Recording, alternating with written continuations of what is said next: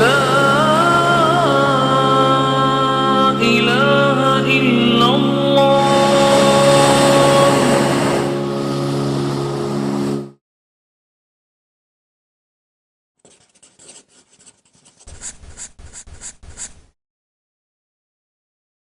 الحمد لله رب العالمين والصلاة والسلام على رسوله الكريم وعلى آله وأصحابه ومن استنى بسنته إلى يوم الدين.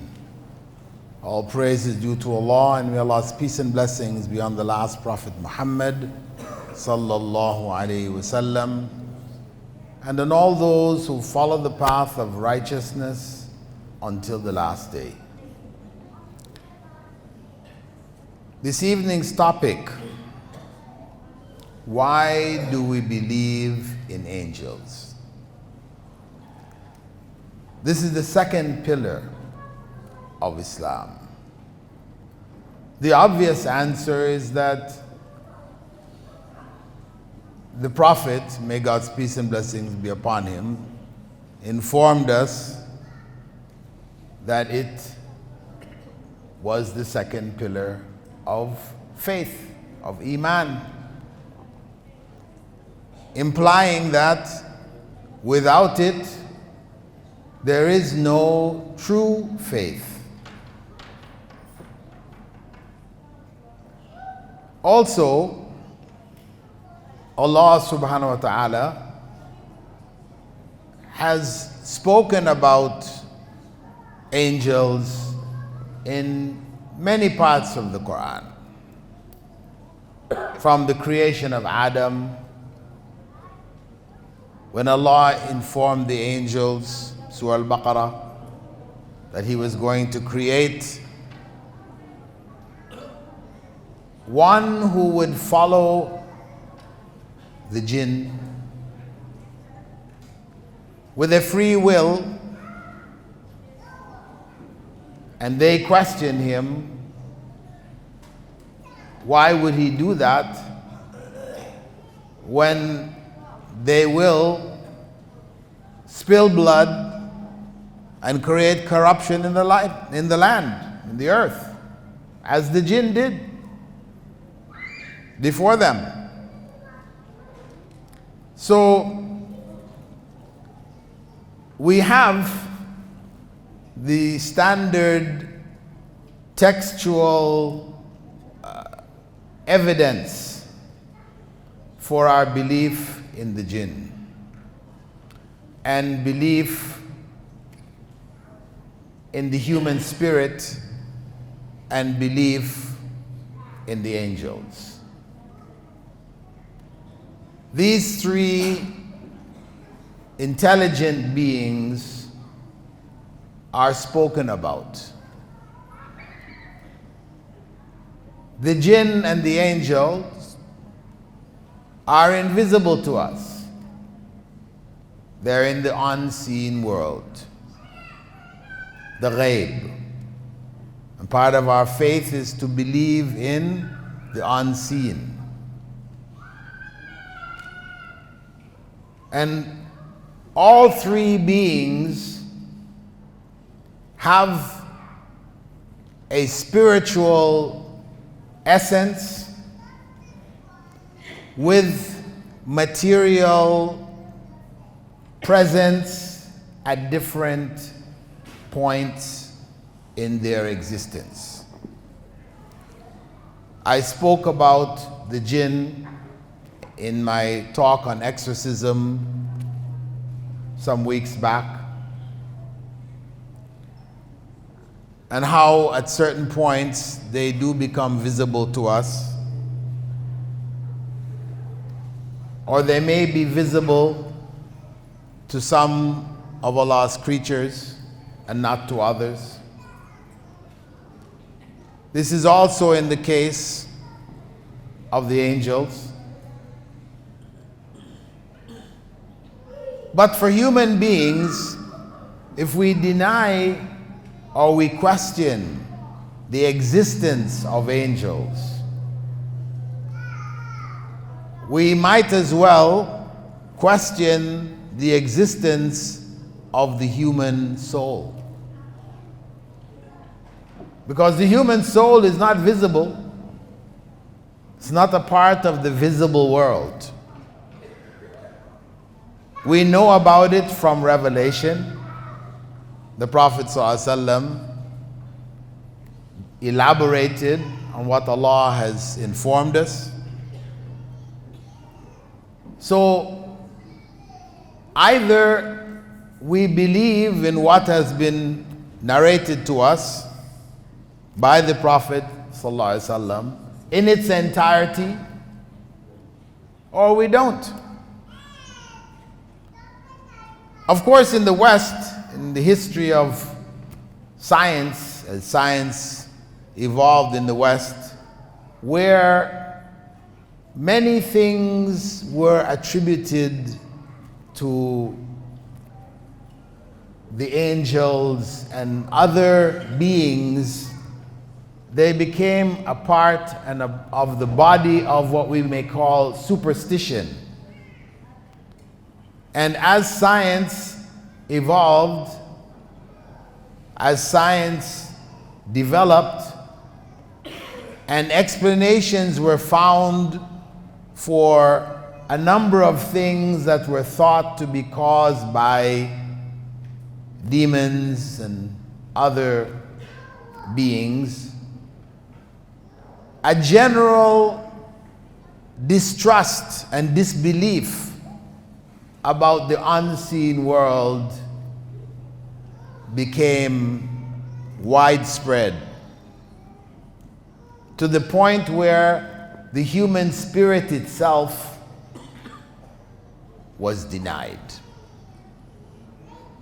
Because when you accepted the human spirit, it became necessary to accept God. So that body of scientific knowledge and those who pursued it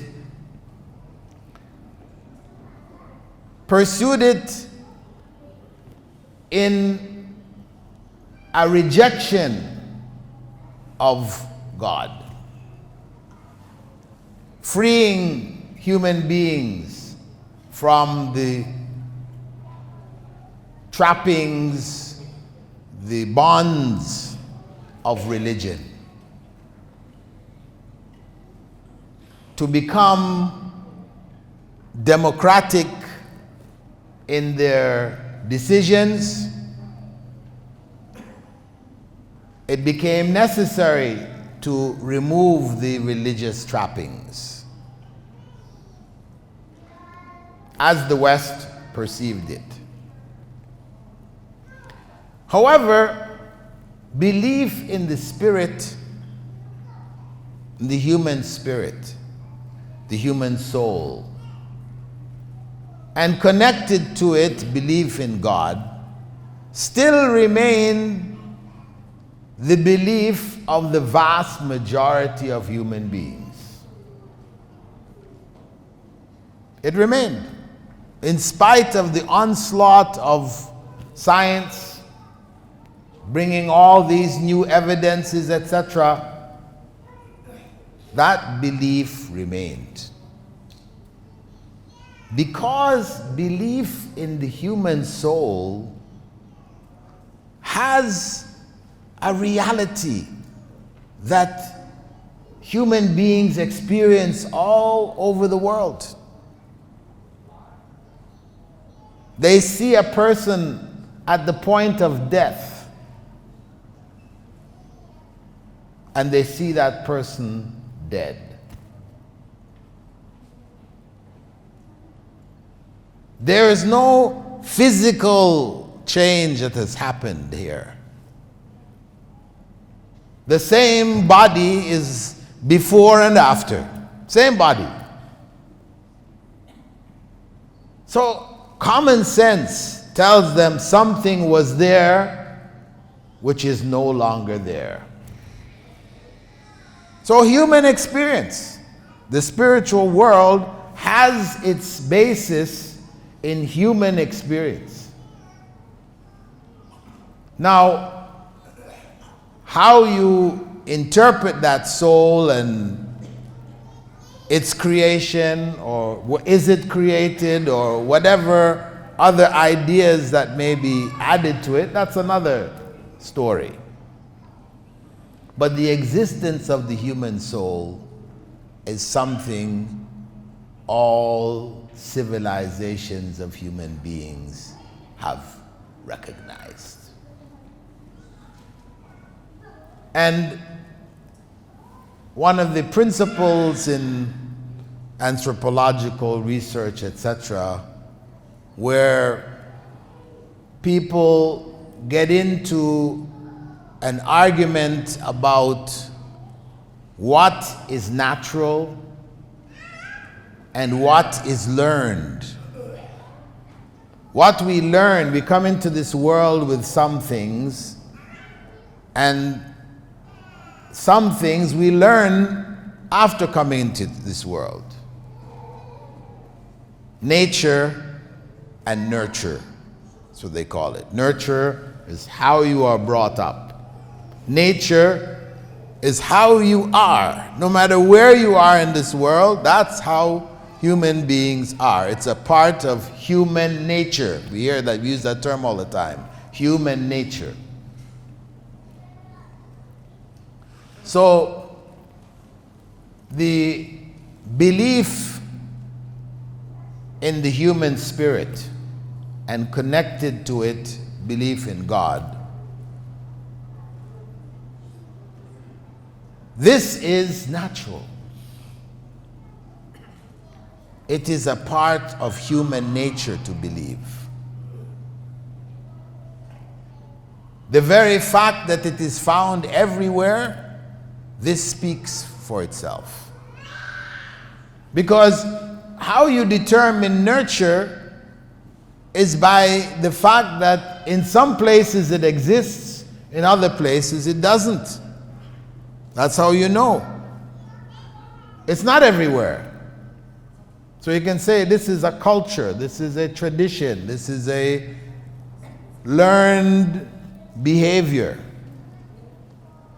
Whereas going to sleep, everybody does it. This is not a learned behavior. When the child is born, sucking at the mother's breast, this is not learned behavior. The child naturally does that. And belief in the spirit world, with God being the ultimate presence of the spirit world, this is a part of human nature. Science cannot disprove or prove the existence of the angels or the jinn. Human observation confirms the existence of the human soul. The source then of knowledge with regards to that world has to be from that world. We cannot come to conclusions and create explanations for a world that we cannot perceive.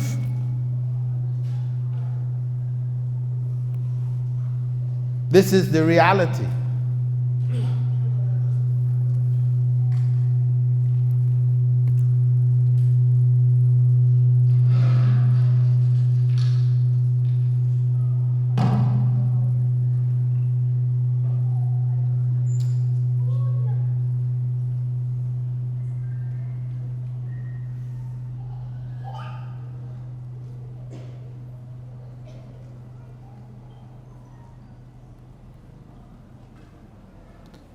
Therefore, any descriptions, stories, etc., that may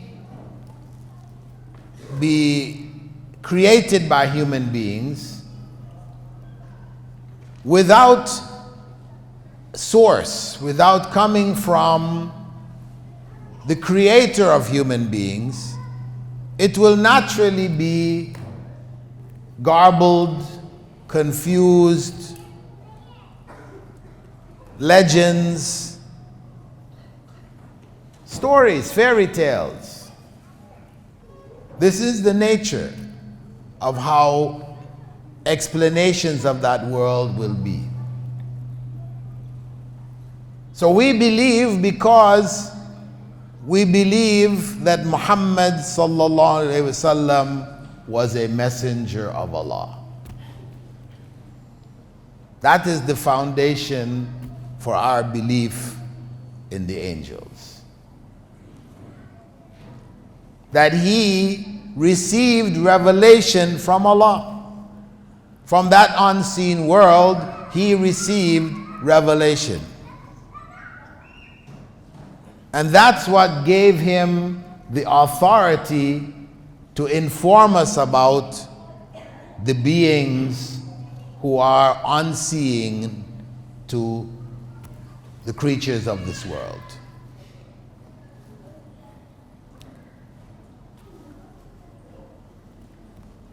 In terms of what angels are made of, the Prophet ﷺ informed us that angels were created from light and the jinn from elemental fire and human beings from clay. But as we said concerning the jinn, that though they were created from fire, it doesn't mean that they are fire. Because the big question would arise, if they are or possess free will, they commit sins and they will be punished. How does fire punish fire? That's the question that people would raise. But reality is that though their origin came from that source, it doesn't mean that they are themselves fire. Any more than we came from clay, from the earth, the elements of the earth, but we are not earth. We're no longer earth. And similarly, the angels, though they were created from light, it doesn't mean that they are light. Some people have concluded that and have told stories,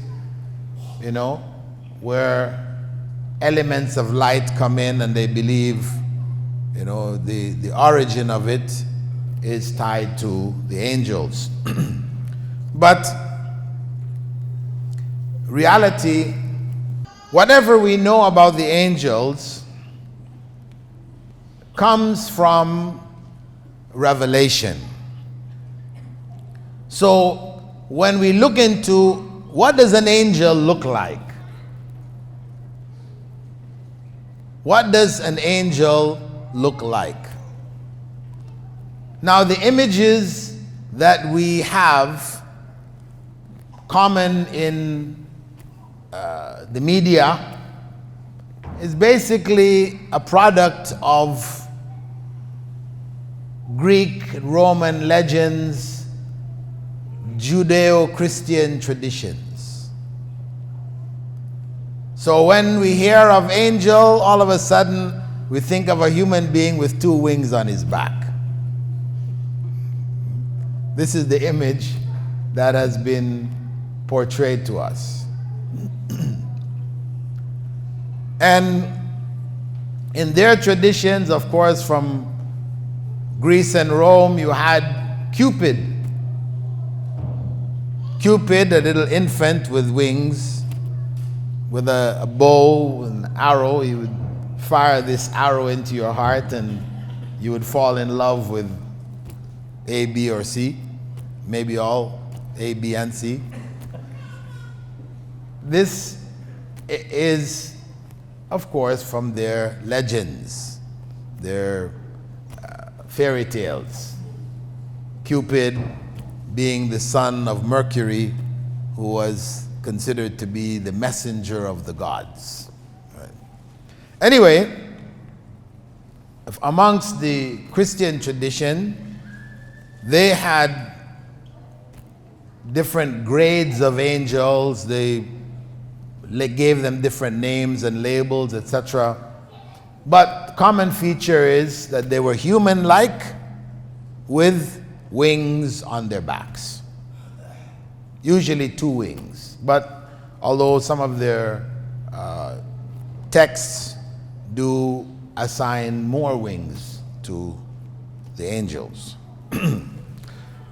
However, when we see what Prophet Muhammad ﷺ related to us in his descriptions of angel Gabriel, Jibril, in his natural form, we have something completely different. He spoke about angel Jibril as having 600 wings. And the way he described the wings has nothing to do with birds. And the size of angel Gabriel in his natural form, he said, on one occasion he saw him descending from the heavens, and he filled the space between the earth and the sky. The whole horizon completely filled. He described the throne bearers, the angels that bear the throne, Allah's throne, that between the earlobe and the shoulder of one of the angels is the distance a bird would fly in 700 years. So we're talking about something way beyond the scale of what is traditionally presented as angels. However, we do know that angels on some occasions did take human form. Whether it was in the case of Mary, the mother of Jesus, alayhi salam, when he informed her that she was going to be pregnant, he came in the form of a human being. Or in the hadith, the well-known hadith we know called what? Hadith Jibril, where an individual came off the desert, sat in front of the Prophet ﷺ while his companions were around him, and asked him questions about Islam. After he asked them to ask him questions and they were shy to do so, Allah sent angel Gabriel in the form of a human being. They didn't know, to ask those questions. What is Islam? And he said Islam is. What is Eeman? He said Eeman is. What is Ihsan? He said Ihsan is. He gave the different levels of Islamic practice and belief. So we know that they do take human form, or did in those special circumstances. Of course, those who claim that they're still doing it, that requires evidence. Because if the Sahaba couldn't figure out that Jibril was there talking to Rasulullah sallallahu alaihi wasallam, then how are you going to figure out that this individual who is sitting in the crowd here is an angel? How are you? Well, Sheikh, Peer, Maulana, whatever. They don't have the ability to do so. The Sahaba couldn't identify. So believe that any stories you hear about angels working for the Maulanas or jinn. I know you hear the jinn ones more common, right? Know that it is fairy tales. The jinn, we know, had male and female as human beings have male and female, and they have offspring as human beings have offspring. Whereas in the case of the angels, what are they? Are they male or are they female? Those here who believe they're males, put your hand up. One, 2, 3, 4, 5, 6, 7, 8, 9, 10, 11, 12, 13, 14, 15. And those who believe they're female, put your hand up.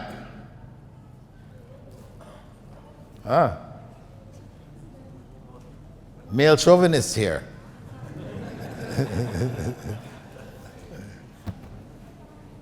Well, what we know is that they're neither male nor female.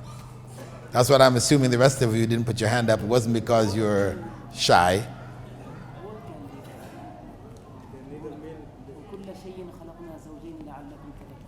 This is exception. The angels are neither male nor female. They don't procreate. They don't have children. And they don't have free will. وَيَفْعَلُونَ مَا يُؤْمَرُونَ. They do whatever they are commanded to do. There are no choices in the matter. And that's why we said before that the idea that Satan was a fallen angel is not acceptable.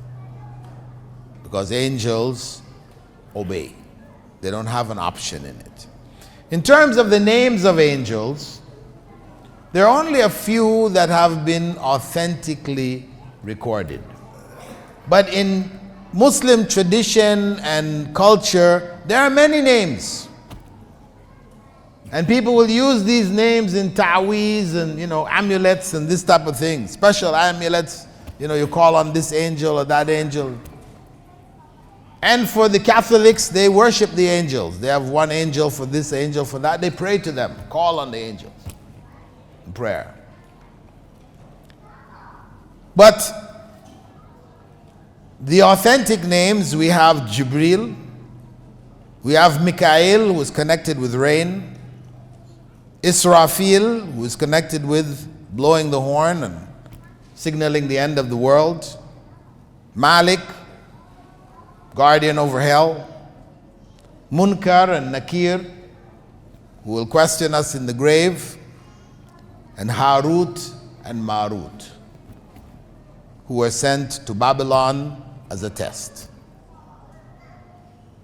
Magic was taught through them. Any other name that you know of, it's fake. No matter how popular it might be and everybody says, and not authentic. Because the only way we can know the names of the angels is if Rasulullah or Allah subhanahu wa ta'ala has informed us. That's the only way. It's not something we can deduce.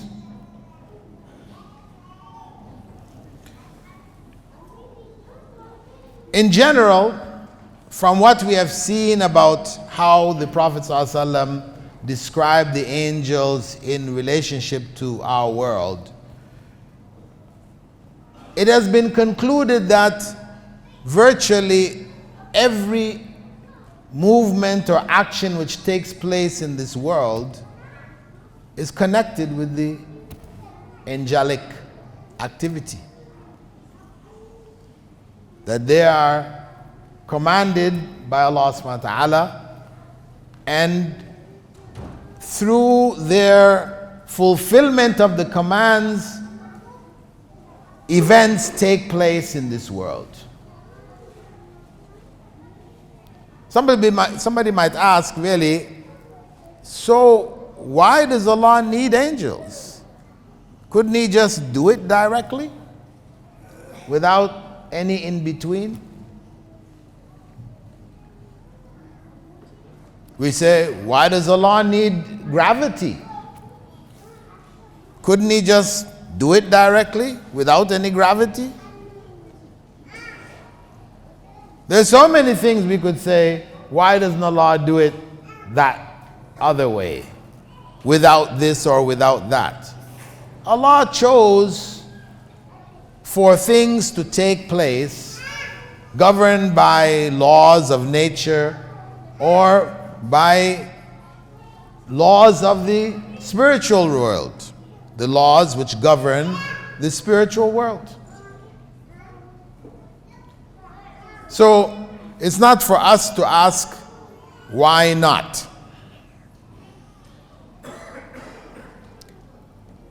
In terms of the angels, we spoke about the jinn able to come into our dreams to influence human beings in this way. The jinn, the angels, some among them are able to know our intentions, to read our minds. This is an ability which Allah has given a certain group among them.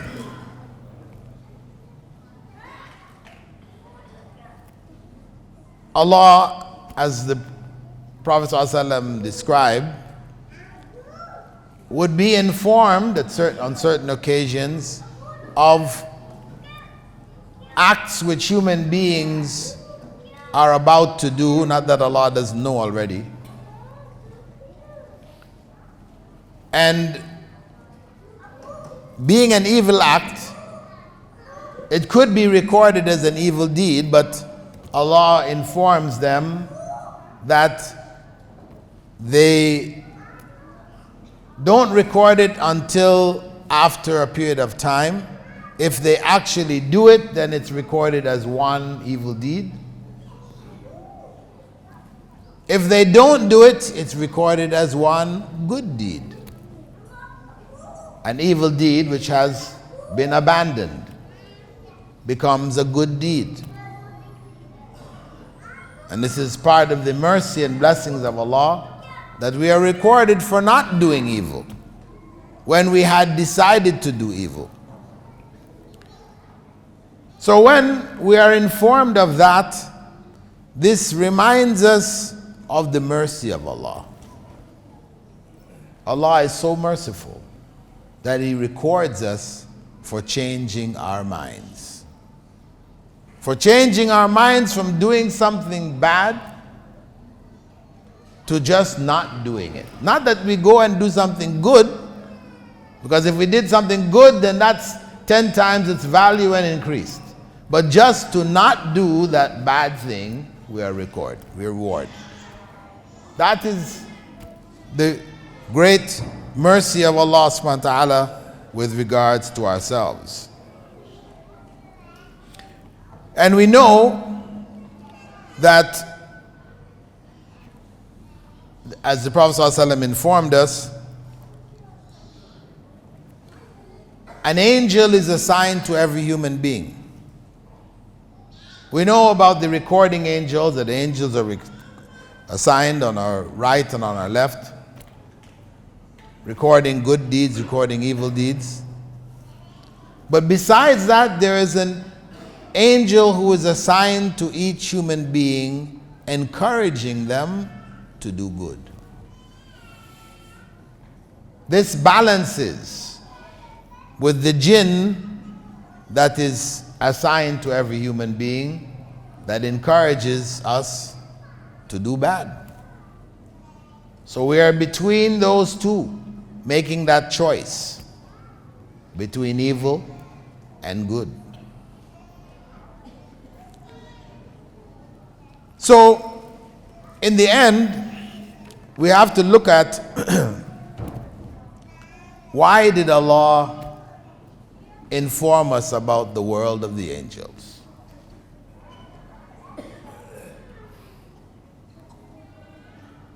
He could have left it out. We can't see them anyway. So the fact that He informed us about them, He has informed us for a reason. And that's what's most important when we say, I believe in Allah and His angels and His books, etc., etc. I believe in His angels. What is the purpose of that belief? How is that belief manifest in our lives? Why did Allah inform us about the angels? Remember, Prophet Muhammad ﷺ had said, إِنَّمَا بُعِثْتُ لِأُتَمِّمَ مَكَارِمَ الْأَخْلَاقِ. I was only sent to perfect for you the highest of moral character. That the religion of Islam calls human beings to morality. Good morality, to what is right, to live a moral life. Distinguishing between right and wrong and choosing the right. This is the essence of Islam. As the Prophet ﷺ summarized the whole of Islam, his whole message, he summarized it in morality. Whether it is morality with regards to God, to Allah subhanahu wa ta'ala, it's morally good to worship Him alone.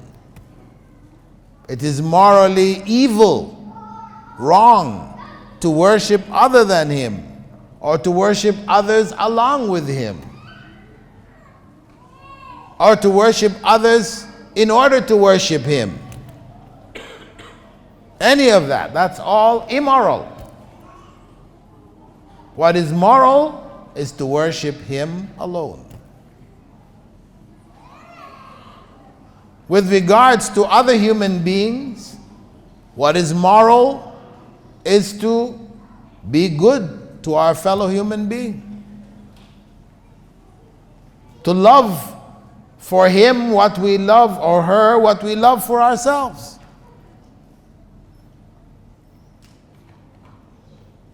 To be kind, to be generous, to be helpful. This is all morally good. To steal, to lie, to cheat. These are all moral bad characteristics. And even the world in which Allah has created us, this world, it is morally good to look after this world. Take care of it. Take benefit from it. Build our societies, our civilization. And it's morally bad to destroy it, to pollute it.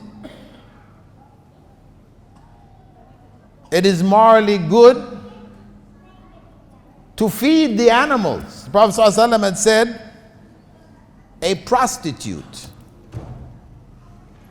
entered paradise because of a dog. And he went on to explain how this prostitute had come from the earlier times, had come to a well and was thirsty, saw a dog next to the well, also thirsty, not able to get in the well because he would drown. He was licking the earth around the well trying to find some moisture. She went in, got water for herself, then she filled her shoe with water, brought it out and fed the dog Allah forgave her sins and put her in paradise. Over a dog. Something that we look at in the worst of ways, najis, etc., etc. There Allah put her in paradise. The Prophet ﷺ had told us that we should never make animals our targets. To go hunting, you know, you go hunting for sport. This is the practice of various civilizations, the rulers, etc. The common people, they kill animals because they need to eat. But the rulers who have plenty to eat, they kill animals out of sport. Just shoot them with bows, arrows, guns, etc., just for the sport, the enjoyment. This is evil. This is morally corrupt. And this is what Islam taught thousands of years before. So the message covers all aspects of life, promoting morality in all spheres of human existence. Allah informed us about the angels so that we would be conscious of being observed and recorded, our deeds recorded. That we would think twice before we act. Not do things in haste, but be deliberate. So this is the character that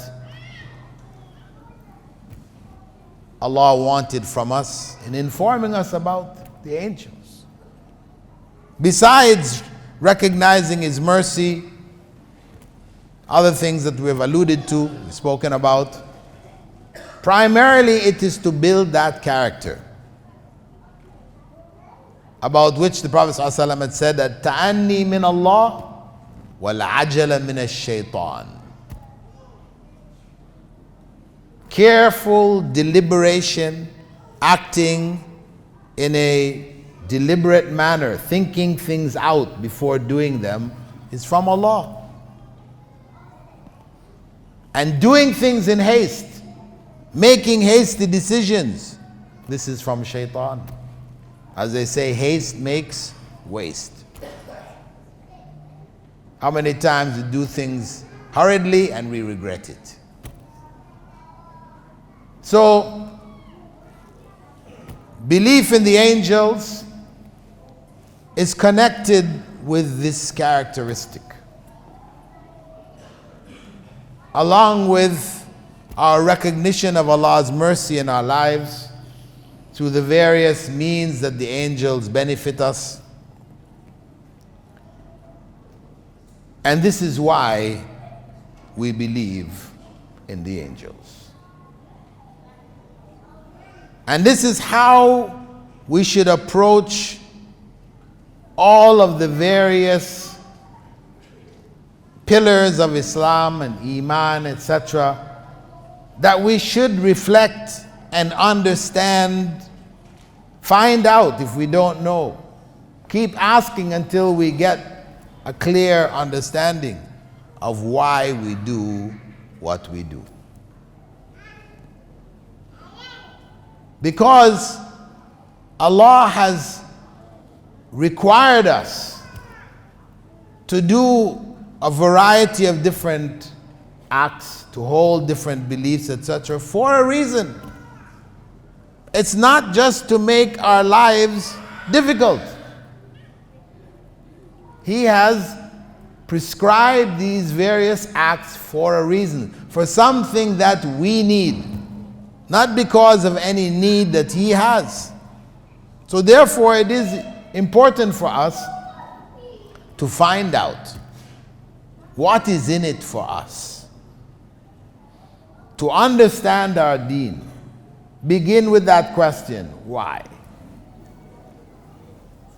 We know it's an obligation, but why? How does it benefit us? So that, inshallah, the deen can become more real to us, a living faith, not a set of rituals and rites that we do meaninglessly, unthinkingly. We just robots programmed and we do these things. Because if we do it in that way, it will not benefit us. What was intended behind it, we will not achieve. So it is important for us to understand our deen. Always strive to understand the deen so that we can live it in the fullest sense, inshallah. So those are the thoughts that I wanted to share with you this evening. Maybe in closing, I will read for you a narration, or part of a narration, by Al-Barra ibn Azib, in which he narrated that the Prophet ﷺ had said, when a believer is leaving this world, and this is what we should strive to achieve, to experience. When a believer is leaving this world and entering the next, angels with faces shining brightly like the sun descend from the heavens, carrying a shroud and embalming fragrance from paradise. And then they sit down within sight range. The angel of death then approaches, sits by his head, and says, O good soul, come out to Allah's forgiveness and pleasure. It will then come out like a flowing drop of water from a water skin, and he will catch it. But within the blinking of an eye, after he catches it, they will take it and put it in the shroud and fragrance. There will then come from the soul a fragrance like that of the sweetest musk found on the face of the earth. They then ascend with it, and every group of angels they pass ask, who is this good soul? To which they reply, so-and-so, the son of so-and-so, using his best names by which people called him on earth. They then bring him to the lowest heaven and ask that the gate should be opened for him. This is done, and from every heaven its archangels escort him to the next heaven until he is brought into the seventh heaven. And Allah most great and glorious says, record the book of my servant in the register of the righteous, Illiyun, and take him back to earth, for I have created mankind, humankind, from it, and I shall return them to it, and from it I shall bring them forth again. And his soul is restored to his body. May Allah bless us with that experience and our belief in the angels. Help us in our actions, our deeds, and may we all die believers in all of Islam, having tried to apply as much of it as possible in all aspects of our lives. Barakallahu feekum.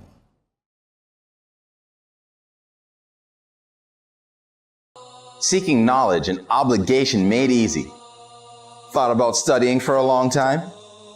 Tuition fees keeping you from actually starting? Islamic Online University has led a revolution in online learning. The world's first tuition-free degree, BA in Islamic Studies. Access the knowledge, any place, anytime, anywhere. It just doesn't get any easier than that. Classes, texts, assignments, completely online. Set your own schedule for the semester. No overseas travel required for the exams. Subjects taught by qualified English-speaking scholars. Weekly live sessions and virtual classrooms. With curricula based on those in Al Medina University in Saudi Arabia, Al Azhar University in Cairo, and other reputable institutions around the world. Why wait any longer? You pay just a symbolic registration fee and are ready to begin the adventure of higher education.